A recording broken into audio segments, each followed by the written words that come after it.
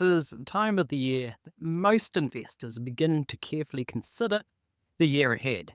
Now, it's December 2024, so stick with me till the end of the video to get my thoughts on what my personal family investing will look like in 2025.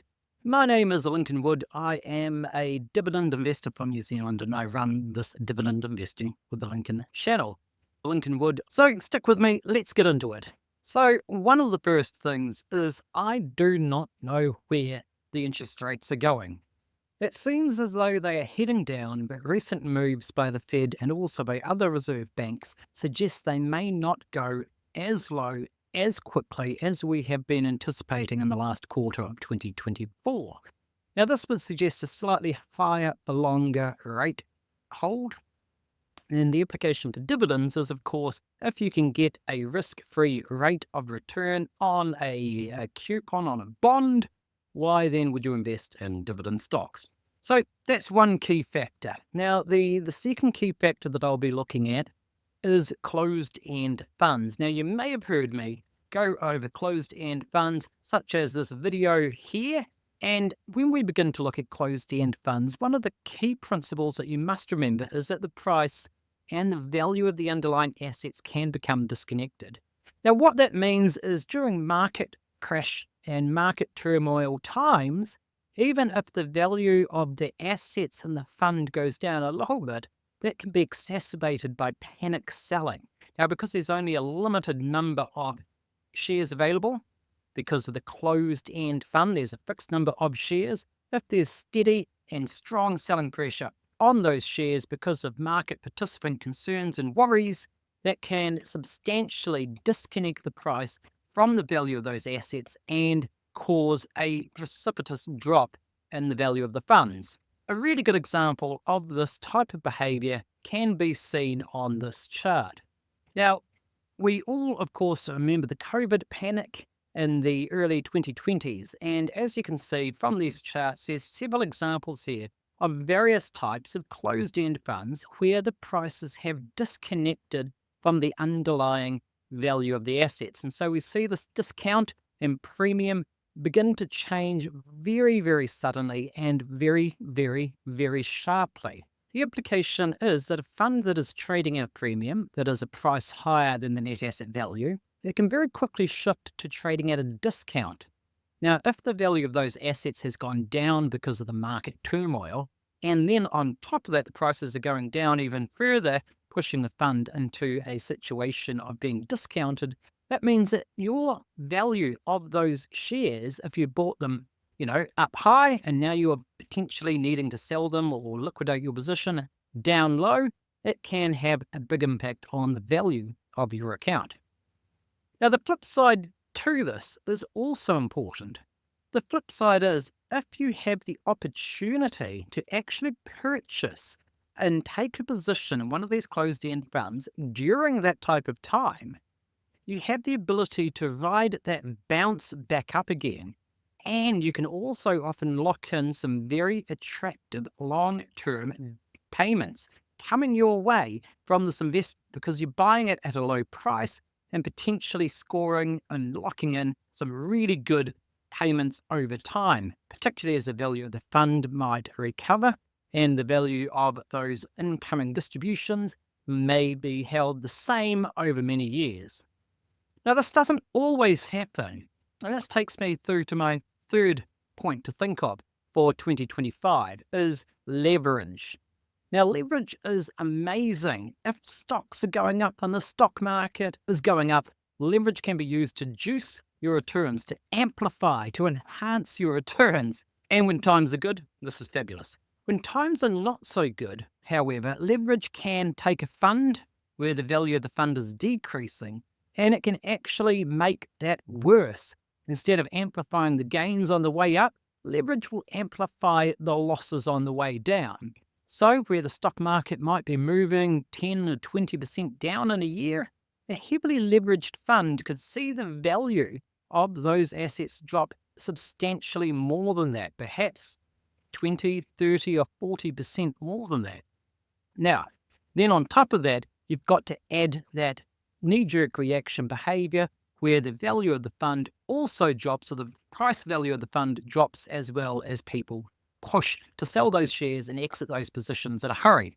So you get a double whammy in some closed-end funds from high levels of leverage coupled with panic selling that really disconnects and pushes the fund to a very discounted level.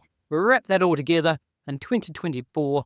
I do think it is wise to be careful of some of these closed-end funds. Fixed income. As a relatively young investor, fixed income was not on my radar until fairly recently. Now, because of my family circumstances, I have changed my opinion of fixed income, but I go about it perhaps a little bit differently to many other investors. I have some of my holdings in what are called baby bonds.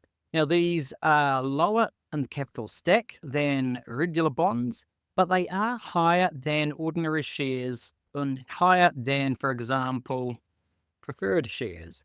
Now, what that means is the money essentially being lent to that company is going to be repaid to me, say, 4 or 5 years in the future, and it often has a higher rate of return or a higher distribution rate. Now, there's some other advantages here as well. They will often trade at a slight discount to the underlying or par value, which is usually $25 for most of these baby bonds. They trade then at a discount. So that means before maturity, the price will trade up to that level of par value of 25, giving me capital gains and also during that period returning funds to me in terms of those quarterly distributions. Now, one of the beautiful things about these types of products is they are much, much, much less volatile than many other investments. They're not immune from volatility. However, what it does mean is that if a stock or several stocks are hit with a worry or a concern, and we see a sharp decline in prices, such as what we've seen for Realty Income, during 2024 December, this is a point where you could potentially sell those assets, the baby bonds, and take that money and then invest it into that stock that has faced a reasonable decline, allow that to ride back up, and in the meantime, begin to replenish your baby bond holding. So it gives you more flexibility and more capability to act swiftly and decisively in response to market changes. Now, another fantastic thing about the baby bonds is you can get yields of, say, 8% or 9% even in some cases. Now, of course, the higher the yield, yes, the greater the risk.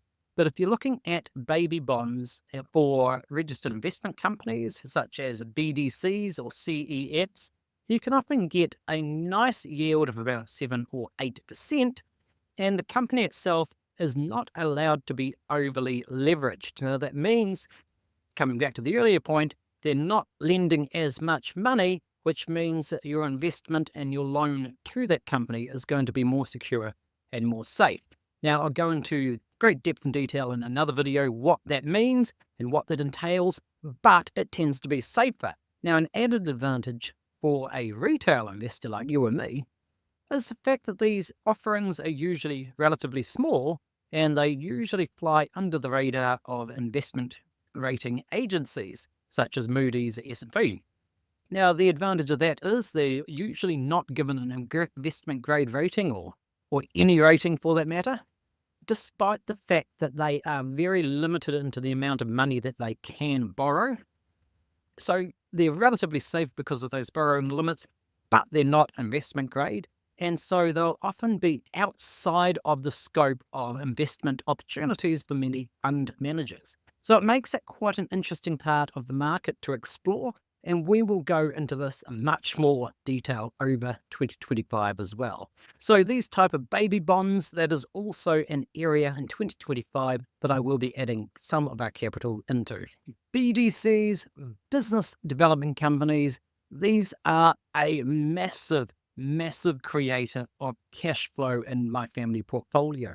Now, I run a fairly concentrated portfolio of BDCs with some of the smaller companies in actual fact and some of the less talked about companies in the market for several good reasons. Now, I don't plan to invest as much into BDCs in 2025 as I otherwise might, unless, and this is a big exception, unless there is a sharp downturn for various reasons on some of the BDCs that I do like the look of, which I believe is not as well justified as it might be. So, for example, if there's a big spike in non-accruals or the loans that they make to their customers not being repaid on time, then I'd take a step back and I probably wouldn't be investing in them even as the price drops and it begins to look much more attractive. It still looks like high risk to me. But if there is a drop in prices, which might therefore offer a compelling yield on the money that I invest, it is an area where I may, in fact, look at increasing, by a small amount, increasing the BDC holdings in 20. Now, of course, there are dividend stocks and dividend growth investments. Now, for 2025, this will be somewhat opportunistic for me. A large part of our portfolio is held in REITs, real estate investment trusts. Now, they tend to offer a reasonable amount of cash flow, and they can also offer reasonably strong dividend growth rates. So an example of a company where I've taken a position in the final quarter of 2024 is Rexford Industrial, focusing on the South Californian market. Now, they have had some price pressures after being run up, in my opinion, to a price that was far too high. They're now down at a much more reasonable level. And they still have, from my analysis, some good opportunities moving forward to grow their adjusted funds from operation, as well as growing the dividends over time. Now, it's not the strongest yield straight out of the bat, certainly weaker than other opportunities like realty income at the moment. But I think over the long term, there's some capital gain potential, but more importantly, for my long-term holding here, the ability to secure a growing stream of dividends over the years. Now, given all of the geopolitical turmoil and some of the potential trade changes that we might see coming into America, it is possible that I will be taking a position in one of the railroad companies. Now, the railroad companies have done fantastically over the last 20 years. And if there's enough turmoil, again, the prices may go down with the changing investor sentiment, allowing me to take a good position at what I consider to be a very reasonable price in the long term. So that's something that I'll be looking at opportunistically. I'll do another video soon about those opportunities, and the railroad companies are steady, they are predictable, and they grow those dividends almost like clockwork. So if there's a good price and a good opportunity, yes sirree, I will take that. Thank you very much. Other opportunities other than REITs might also look like PAX. Now, this is an alternative asset manager out of Latin America.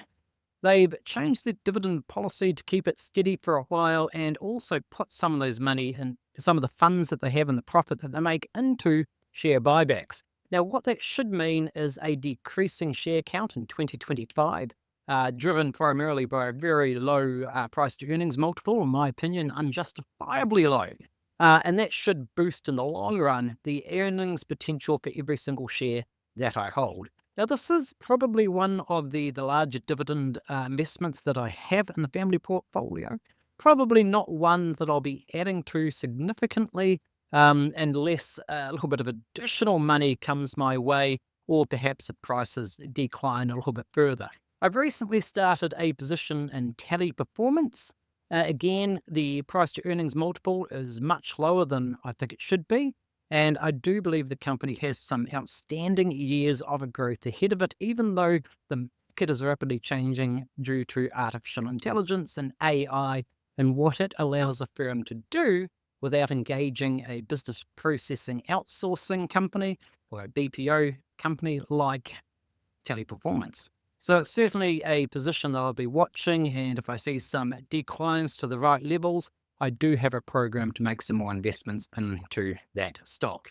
Other companies, BIPC, Brookfield Infrastructure Partners. The C version is a regular corporation rather than partnership, making it easier for many people to make that investment, myself included, without dealing with additional tax problems and challenges. Now, Brookfield has a good long-term plan. They've got very strongly growing cash flows and EPS for 2025 and 2026. And so I expect to see an increase in prices to reflect a more reasonable price to earnings ratio over the next several years. They've also got a nice dividend payment as well as increased payout expectations from analysts. So Brookfield Infrastructure is another opportunity that I'll be taking a very close look at in Q1 of 2025. So what are some of those key elements that I will be looking for and worrying about in 2025? Well, number one is going to be debt. Now, whether or not this is household debt or whether or not this is the debt of the companies that I'm investing in, this is going to be, I think, a big concern in 2025 and beyond. We've seen an explosion of debt held by companies. Now, more debt means that they're less able to be flexible and adaptable and agile as they make moves in the market. Now, some sectors such as utilities and to some degree REITs, for example, and real estate investment trusts, they do tend to hold quite a bit of debt because they often use it to finance the capital expenditures or the acquisition of new properties. Now, those companies are usually very good at managing the debt, fixing it at appropriate rates, and also in many cases using their good credit rating to gain access to finance at favorable terms. But in general, I will be looking for companies with lower levels of debt because of the potential for some catastrophic changes if there's market turmoil and the investment portfolio has many companies with high levels of debt. I think that is an area of risk in 2025. Now, as I've noted as well, closed-end funds or CEFs, they have a lot of debt in 2025. Again, I think this is going to put them at risk for some very rapid deleveraging in many cases. Now, what that means is they'll need to deleverage. They'll be selling assets at pretty much fire sale prices, which actually has a long-term damage to the overall value of that closed-end fund. And they really have to do this because of the changes that they can experience, which can be quite rapid if they've got too much debt. So the moral of the story there is avoid debt, I think, in 2025, taking positions in companies that have manageable levels of debt only. And of course, mortgages.